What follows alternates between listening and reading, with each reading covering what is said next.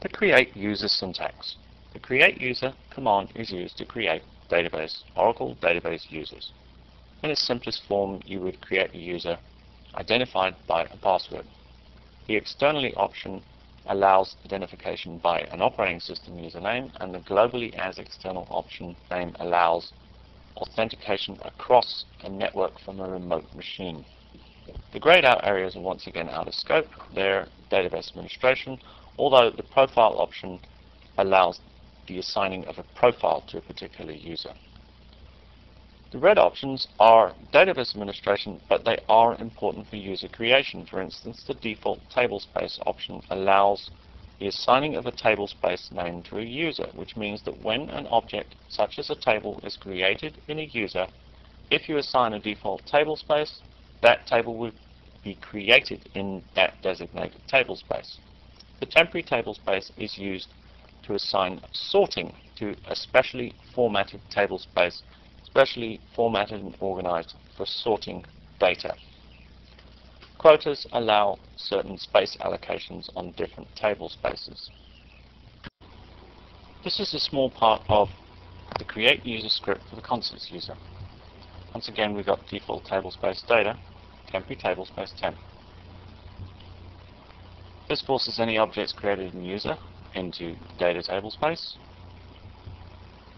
The temp tablespace is used for large sorts where they're forced into the tablespace, and the quotas are assigned to the different tablespaces, allowing, for instance, unlimited creation space for this user on these tablespaces. I want to go a little bit further with this because I need you to understand why we need to set the default tablespace and the temporary tablespace. Go to the next slide to demonstrate a little more clearly. Here we see we have sort space and temp. We have a note here that says the tables and indexes are separated since both are read concurrently, which is generally a good idea. When you create a database, you have a data and an index space. You put your tables in data, and you put your tables in index. The reason why is because the nature of indexes and tables is that they are read concurrently. In other words, they are read at the same time. So if we have them on two separate physical areas, for instance, two separate disks, then it's much quicker to read the two separate disks simultaneously rather than trying to read the same disk at the same time. It's faster to read in parallel. The same applies to what I'm trying to tell you about the default tablespace and data and the temporary tablespace and temp. If these options are not specified, what will happen when the user concepts creates a table, since the default tablespace is not specified as data, the concepts user table will be created in the system tablespace. Same applies to temp, unless when you use the create database statement, you can actually create the database with a default temporary tablespace. In other words, when you create a user, if you do not specify temporary tablespace, it will take the default temporary tablespace from the database specification. As you remember, we talked about hierarchies of files, tablespaces, and tables. Same applies to the database. The database is really one step above the files. Default values are inherited up the hierarchy. Back to the system tablespace. So when we don't assign a default tablespace or a temporary tablespace to the constants user, everything will be created in the system tablespace. Why is this a bad thing? Because this is the metadata. Anything you do in the Oracle database, for instance, reading a table, it goes to the metadata to find the definition for the table, then it applies it to the data and pulls the data out in the right order or the right structure.